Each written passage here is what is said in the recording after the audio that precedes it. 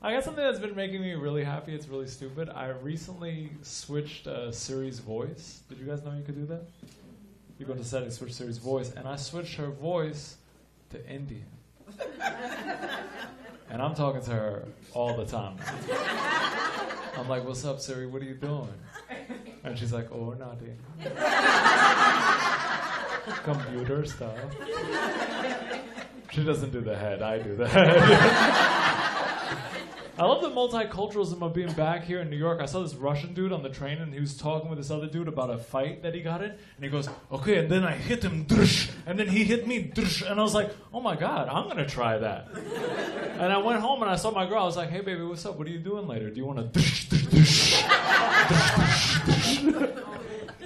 I really think that joking about all our different races is actually the thing that brings us together more. Like sometimes people see my comment, they go, I don't get why comedians joke about race. Race doesn't matter. I don't see color. And these same people, when a superhero movie's about to come out, are like, Superman is white, though. Have you noticed that? It's crazy. It's like these characters can change. It's not like there's like a radioactive spider out there that's like, I only bite middle-class white teens. Some of these Americans really hate it when the race of their favorite characters change, except for Jesus. That one they're cool with, right? But it's like, which is it? Does race matter to these people, or does race not matter to them? Because if race doesn't matter to them, I'm like, fine, let's make Superman Dominican. How sick would a Dominican Superman be, right? You'd be like, oh my God, is that a bird or a plane? No, it's me, it's Superman. Que lo que mami, ya tú sabes. Mira, mira. I have X-ray vision. No, espérate. I hate kryptonite. Pero I love the sun. My Dominican homie heard me say that. He was like, it seems like you just want to do the voice. And I was like, no, papi, no. I appreciate you guys rocking with me on these race jokes. Some of you guys are laughing and some of you guys are kind of but what are you? Some of y'all listening and some of y'all are like, hey, yo, is this Turkish guy Puerto Rican? I'm a multiracial person. I told you, my family's from 6 different places. I used to tell people what I was and they would forget and go back to whatever they thought. One of my homies swears I'm Italian. Now every time I see him, I'm just like... He's like, what are you again? I'm like, forget about it. It's hard to explain it to people because they don't remember anyway. But like, even here's the thing. My homies, my best friends, I grew up with, they don't know my race, but they still make jokes with me because that's what you do when you're close with people. I went to Disney World with all my boys. And they were like, yo, go talk to them in your language so you can get us a discount. And I was like, you think I speak the same language as Jafar from Aladdin?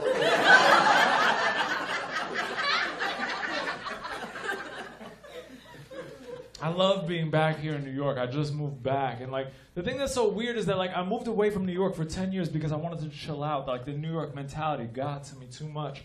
And I've been back for 2 months and this guy was driving. I think this is wherever you grow up, the mentality sticks with you. Because I was driving and this guy cut me off. And as soon as he cut me off, without thinking, I went, hey, yo, suck my dick. But I'm getting older.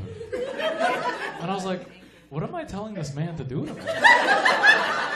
Like, I'm basically being like, yo, I'm so mad at you right now. Why don't you come over to my house? We could put a movie on. And the thing that's so embarrassing about being back in New York is that, like, I grew up here, but, like, I grew up in this area and stuff, but, like, I don't know where I'm going ever. Like, if Google Maps didn't get me here, I wouldn't have made it to this show. I use Google Maps for walking directions in the neighborhood I grew up in. Is anyone else that bad? You nodded. Are you being compassionate and empathetic, or are you also... Okay, well, I'm going to say a few things worse, and you let me know if you're still with me, all right? Yo, has anyone ever given you cardinal directions anywhere? Like, go northwest? Yeah. I'm like, yo, the fuck are you talking about? Kanye's daughter over here? I have like a visual memory. Like I'm trying to explain. Like if I'm trying to explain to you where I'm at, I'm gonna be like, okay, so you're gonna see a weird tree, and then you'll see a Walgreens that closed down. And if they go, oh yeah, I know that Walgreens is a Rite Aid, then I gotta be like, then I don't know where I live.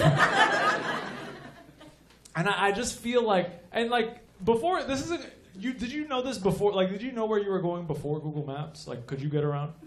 Me neither. Before Google Maps, my main navigation system was hope. You ever just leave the house and be like, damn, I hope shit doesn't look different today. If there's a construction site, it's a wrap for me.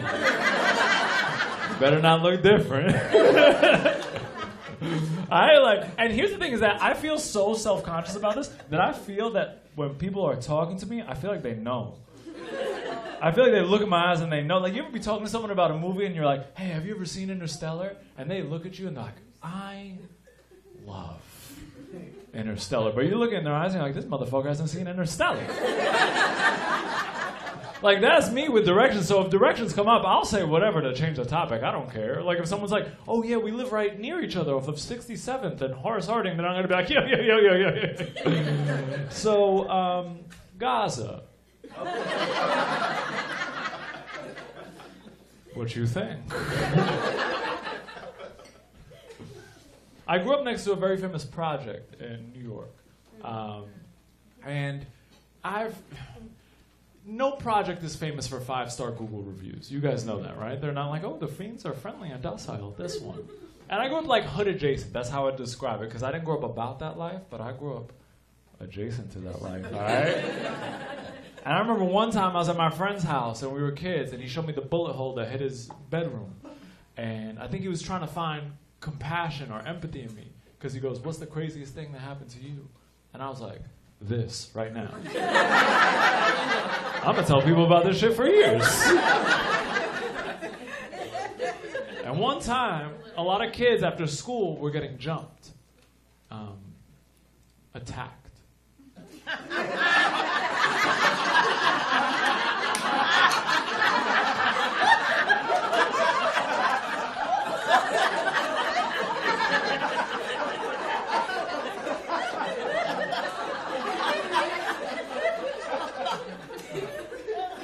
And don't make me laugh too much, all right? So we wanted to get a weapon, but we didn't want to get like a gun because we were still secretly playing Yu-Gi-Oh cards on the low, right? And one of my boys who worked at Sears texts me and he goes, yo, they're doing a cookware demonstration at Sears. Come through. And you guys know me, I love a deal. So I was like, no doubt. And I went to Sears, and I don't know if you've ever been to a cookware demonstration at Sears, but you gotta like participate in shit. And that's what I did. I was like, yo, the knife can cut through a shoe, but can it get people to stop calling you a cinnamon stick at school?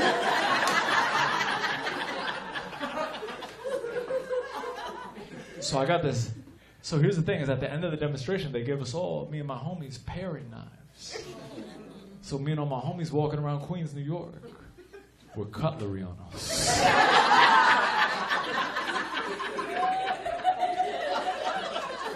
And here's the thing, is that when you get a knife and someone hands you a knife, you want to use it. It's like, you never get a knife and go, all right, cool. It's like when someone hands you a slinky, you get it and you want to see what that motherfucker can do, you know what I'm saying? So I got this knife on me. I know what I'm going to do with the knife. I'm going to take a picture of me and the knife, and I'm going to put it on my MySpace. I was like, hold on, let me think of a gangster pose real quick. I licked the knife. I didn't even lick the dangerous side of the knife. I licked the flat. Hey, remember, it's not a stabbing knife. It's a kitchen knife, so it just looks like I was hungry. Like, we just used all the knives in the house, and my mom was like, here, use this one. I was like, all right. But then we go to White Castle. Me and my boys, we got our knives on us. We go to White Castle at midnight because we wanted diarrhea. And one of my boys, he starts playing with the knife, and he starts taunting my boy with the knife, but he doesn't know how to do this shit. He just saw 90s bad guys do it, so he does this move. And he goes, yo, son, stop playing with that knife. You're going to get someone hurt. And now he locks into him, and he starts taunting him. And he does it again, and then he stabs him. And he goes, oh, you stabbed me. You stabbed me. And everyone at White Castle does nothing.